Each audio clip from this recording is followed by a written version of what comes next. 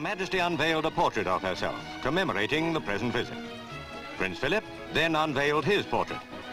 They will be a reminder of the independent government's link with Crown and Commonwealth. After that, eventually, it had to be goodbye to British Guiana. The garden party at Government House was an informal farewell to British rule in Kenya. At the Uhuru Stadium, the Articles of Independence were handed by the Duke to the country's Prime Minister.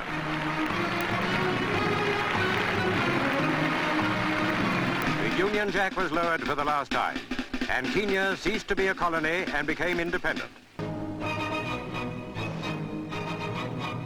Political crisis was in the air as the VC-10 landed at London Airport, bringing the Prime Minister of Rhodesia for talks with the British government. At the Commonwealth Relations Office, the drama of the visit entered the first stage, exploratory discussion with the Commonwealth Secretary, Arthur Bottomley. By no means are even all white Rhodesians behind Mr. Smith on the independence issue. Most people hope for another way out.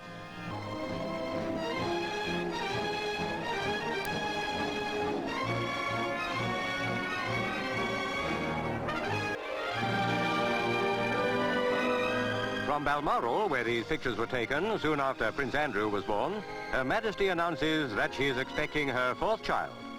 Incidentally, how Prince Charles and his sister have grown in the last few years. The new baby will be born early next year. A baby, especially a royal baby, makes the whole world kin. The star of this royal group is 2 months old Lady Sarah Armstrong-Jones. She was being taken to Buckingham Palace for baptism in the private chapel. The names chosen, Sarah Frances Elizabeth. The Princess and Lord Snowdon are fortunate in now having a lovely daughter as well as a son. Do you think that if you have a small majority, this will give you a mandate to carry out your full program? Let's discuss this when we see what the figures are. When one side or the other has got a majority in the new House of Commons, then we will know where we are. Harold Wilson is the new Prime Minister, though with almost the tiniest possible majority. So back to Trafalgar Square, where it seems to be everybody's ambition to get wet. You have to be very young or just a wee bit lit up to enjoy it.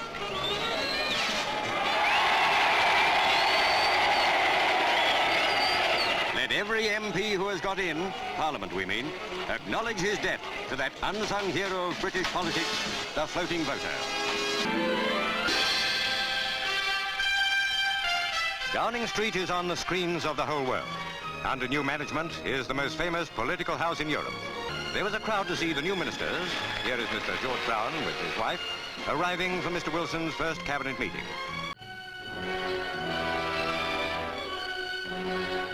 A generation perished in Aberfan.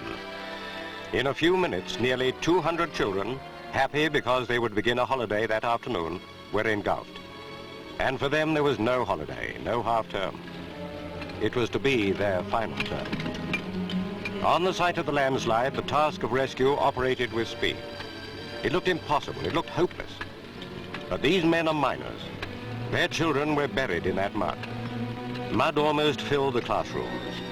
With shovels, if necessary, with bare hands, they pitted themselves against the uncounted tons of slimy filth, the waste product of coal mining.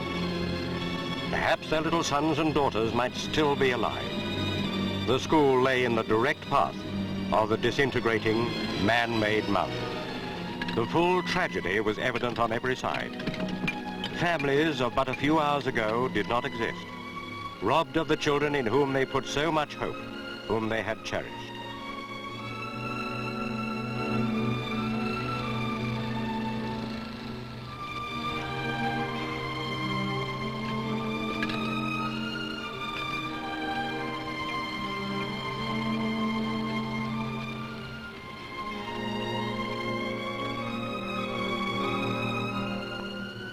Lord Snowdon's Welsh sympathies were deeply stirred as he moved about the stricken village.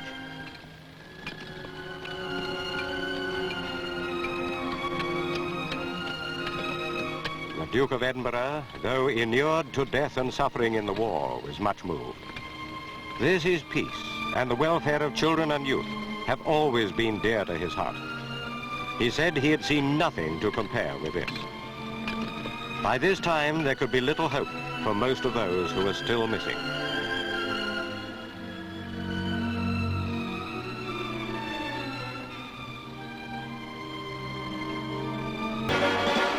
Up Park Camp, headquarters of the Kingston Polo Club, stole some of the limelight from the Commonwealth Games when Prince Charles made his first public appearance as a polo player. In a Windsor team, he played against Jamaica Juniors. In addition to his father, several friendly experts on the ground watched his progress and noted that he has the makings of a first-rate player. The Duke and his team took on Kingston in the first of a 5-match series, played while the Commonwealth Games were in progress. As he often does at home, Prince Philip played under the eyes of Prince Charles and Princess Anne.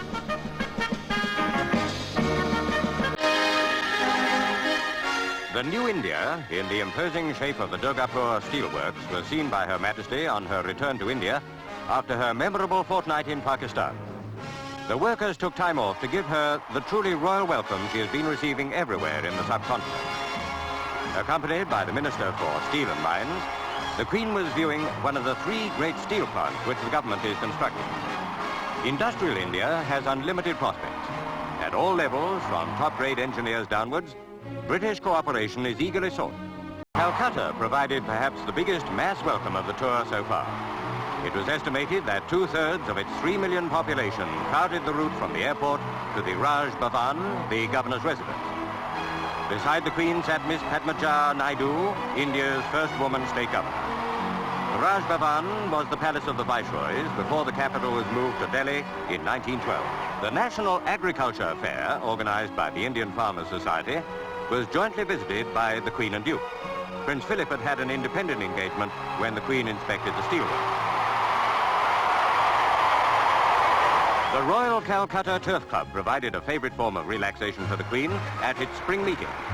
Chief race on the card was the Queen Elizabeth II Cup, and several of the jockeys came from England. The Queen adores racing. Those perfect hosts, the Indian government, were at pains to provide a first-class meeting for her while she was in Calcutta.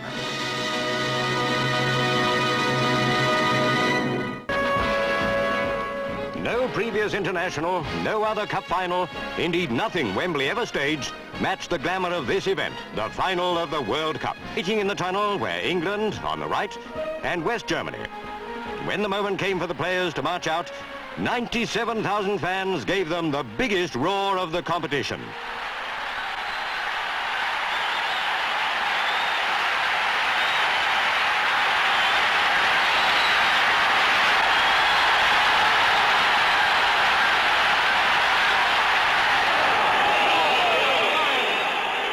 Germany would not let up. Then, seconds before the final whistle, agony for England. Weber scored. It had to be extra time. The first period of extra time proved to the full the value of Ramsey's training methods.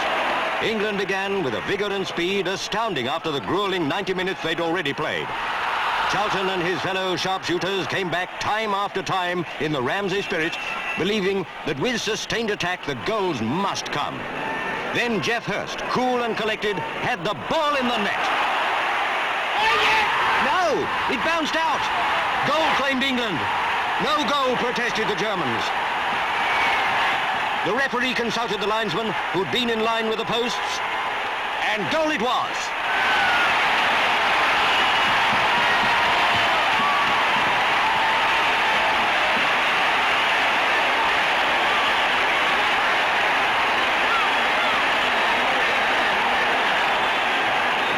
Racing to beat the whistle, Jeff Hurst saw an opening in the defence and achieved a hat-trick.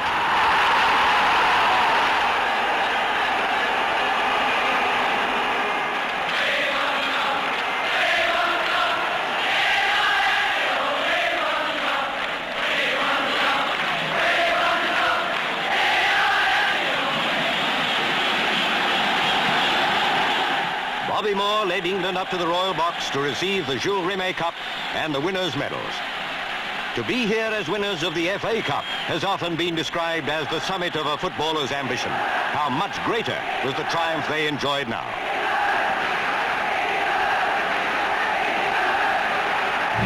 Southampton.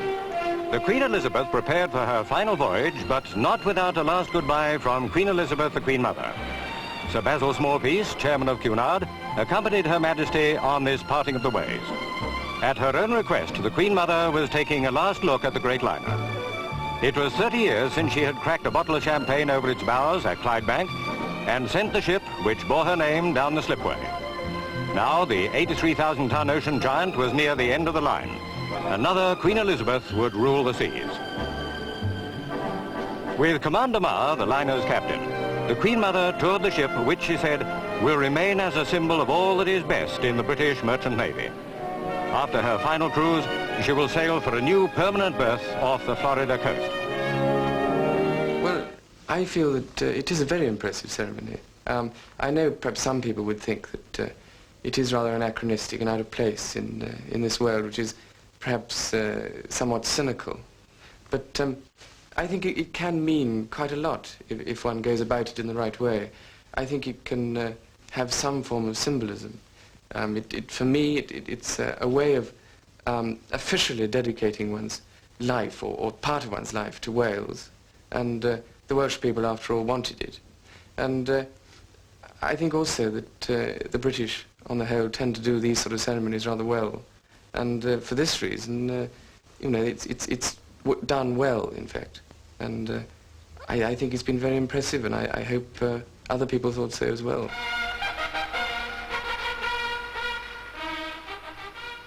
I, Charles, Prince of Wales, do become your liege man of life and limb, and of earthly worship. And faith and truth I will bear unto thee, to live and die against all manner of folks.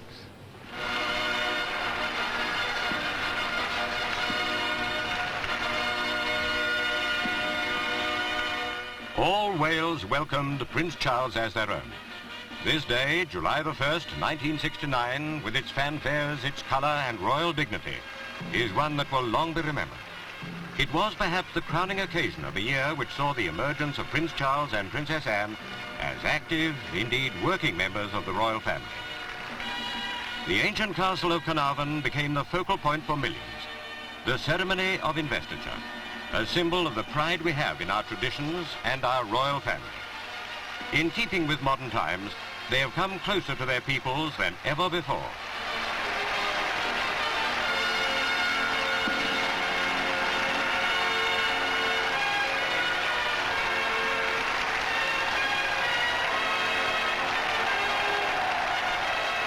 It has been a busy, full year for the Queen and her family. We present some of its highlights. At Spithead, the Royal Yacht Britannia steamed proudly between the lines of NATO ships. One by one, they saluted the passing royal vessel. On board, the excitement of the occasion was shared with Princess Anne and Earl Mountbatten. A few weeks later, there was another nautical occasion at Tor Bay. The aircraft carrier HMS Eagle, flagship of the Western Fleet, lay at anchor surrounded by 38 sister ships. The fleet was to receive its new colours from Her Majesty. The ceremony was performed in one of the carrier's vast hangars.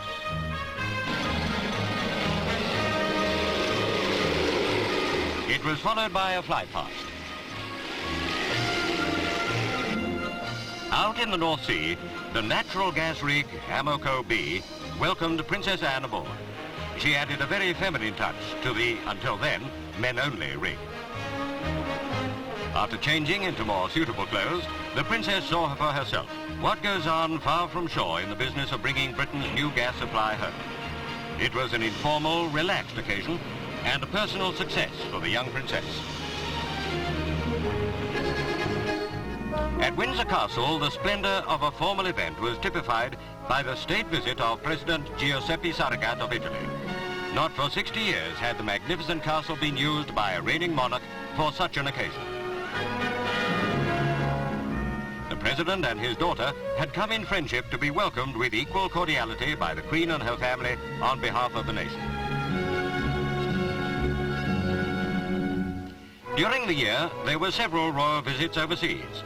A memorable one was to Austria, where the friendship between our two countries was further cemented by the Queen and Prince Philip.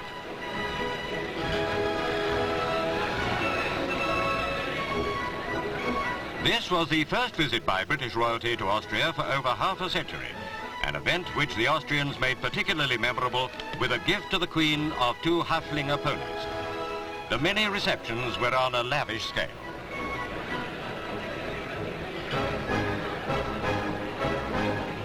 Princess Anne attended her first cup final.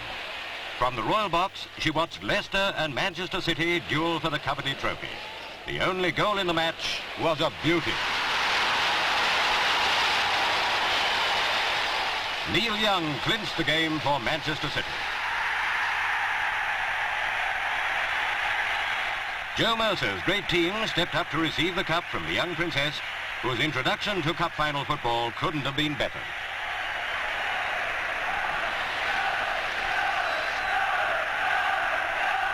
North of the border, history was made in Edinburgh on the day when the Queen, accompanied by the Duke and Princess Anne, drove through the city streets to attend a General Assembly of the Church of Scotland.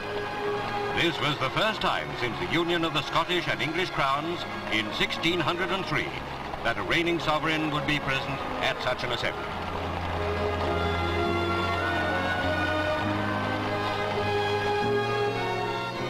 With her husband and daughter close by, the Queen addressed the assembly with a message of hope for peace. It was in quest of world peace that President Nixon visited many countries after taking office. In London, he was informally invited to Buckingham Palace, where, during a family luncheon, as he said himself, he was captivated by the friendship and hospitality. 3 other famous Americans were also received at Buckingham Palace during the year. They were the man-on-the-moon team of Neil Armstrong, Buzz Aldrin, and Mike Collins. Armstrong, the first man on the moon, led the way at this historic meeting. Like the people of Britain, the royal family were proud to greet the space trio, especially so with Prince Edward and Prince Andrew.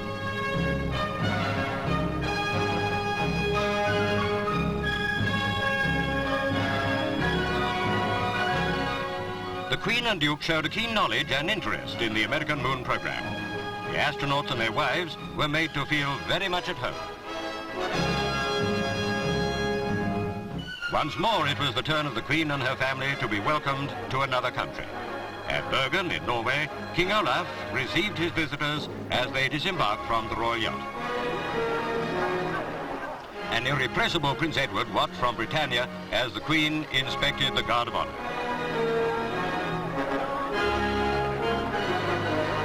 First stop in Bergen, on what was a holiday itinerary, was the house of Edvard Grieg, the great Norwegian composer. Another visit proved highly entertaining for all the family when the seals at Bergen Aquarium put on their own version of an aqua show.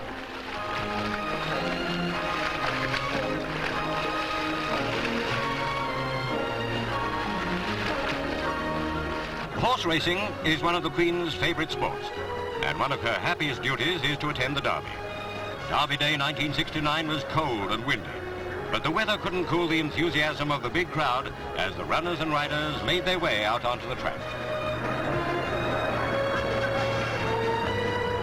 A day at the races is a pastime in which Her Majesty derives as much pleasure as many of her subjects. But one of the most memorable occasions in a busy royal year was one shared by thousands, visitors and Londoners alike. On a sunny day in June, the Queen celebrated her official birthday. The colour had been trooped. The soldiers marched back from Horse Guards Parade to Buckingham Palace. In their magnificent dress uniforms, the soldiers played their immaculate part. But this was also a day when the traditional and the modern were brought together. The British Concorde came to London.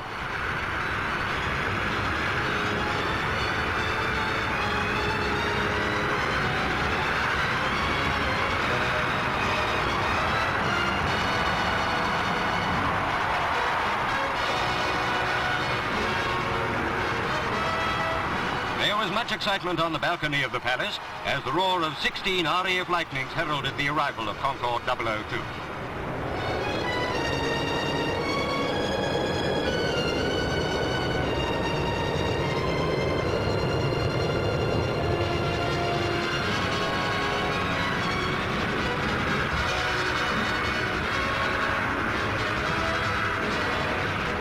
As ever, it had been a busy year in the Royal Derby. But what made it a special year was the shouldering of royal duties by Prince Charles and Princess Anne. Two young people became more and more an important part of a modern monarchy.